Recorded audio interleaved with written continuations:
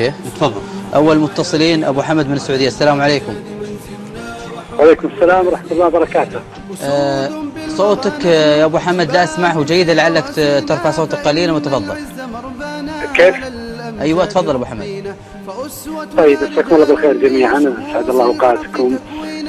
نحييك أستاذ عبد الرحمن، نحيي الدكتور عمر، ونشكر قناة صفا على المجهودات الرائعة في كشف حقيقة المعتقد الرافضي. حقيقة أن قد يكون النقاش عام أو نقاش عن سوريا أكثر من أنه نقاش عقدي، ولكن ما يحدث في سوريا أمر عقدي قبل أن يكون أمر سياسي.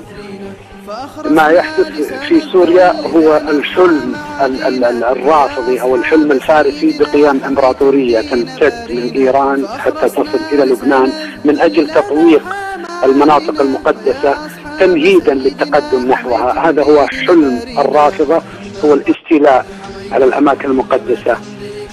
يستميت الرافضة كثيرا الآن في سوريا لأن نهايتهم هنا وهي قريبة بإذن الله سبحانه وتعالى تعني قطع الذراع الإيراني وانهيار إمبراطورية الفرس المزعومة، التي لو تأملوا جيدا ولو كانوا متبعين للنبي صلى الله عليه وسلم لعلموا أنه من المستحيل أن تقوم لهم قائمة، لأن الصادق المصدوق عليه الصلاة والسلام أخبر بأنه إذا هلك كسرى فلا كسرى بعده، فلا إمبراطورية للفرس بعد اليوم، فلا إمبراطورية للفرس بعد ذلك.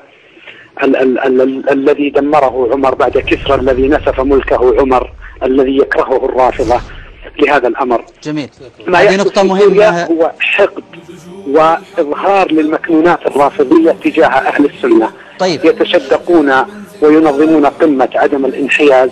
أعتقد أنها قمة عدم الانحياز للحق، لأنهم لو كانوا يمثلون عدم الانحياز لما تدخلوا في شؤون سوريا الداخلية. طيب. وذهبوا لقتل أهل السنة هناك. طيب. إنما إيران تمارس، وعذرا على التعبير، تمارس عهرا سياسيا وتمارس نفاقا فاق في أدائهم له ما كان يفعله المنافقون السابقون. طيب أبو حمد، واضح الفكرة. لعلك طرحت 3 نقاط مهمة أبو حمد. شكرا جزيلا أبو حمد. النقطة الأخيرة أستاذ عبد الرحمن. أيوة. معلش، النقطة الأخيرة أستاذ عبد الرحمن، فقط لتوضيح أمر مهم. هي كلمة لإخواننا في سوريا أن يعلموا جميعا أن الله سبحانه وتعالى ينصر من ينصره، وأنهم هم موحدون لن يخذلهم الله سبحانه وتعالى. لا بد من ثمن، لا بد من شهداء، لا بد، ولكن يتأكدوا جميعا أنهم يقاتلون عدوا من أجبن الموجودات على الأرض. طيب. لم يعهد للرافضة، وهذا تحدي لهم جميعا عبر قناة صفا، أن يأتون بمعركة واحدة عبر تاريخهم، أو قائد واحد نصر الإسلام والمسلمين، أو فتح ليس مدينة وليس حيا واحدا، فتح بيتا واحدا لنصرة طيب. الإسلام. شكرا يا أبو حمد. شكرا جزيلا أبو حمد. أسود كما هي ديانتهم ظلامية. شكرا جزيلا أبو حمد على هذه المداخلة. أنطلق من سؤال أبو حمد عن العهر السياسي، أو تعلق في نهاية الحلقة عن قضية إيران. الكل السياسيين يتحدثون يا شيخ بأنهم أعطوا من الدهاء والسياسة شيء كثير، لكن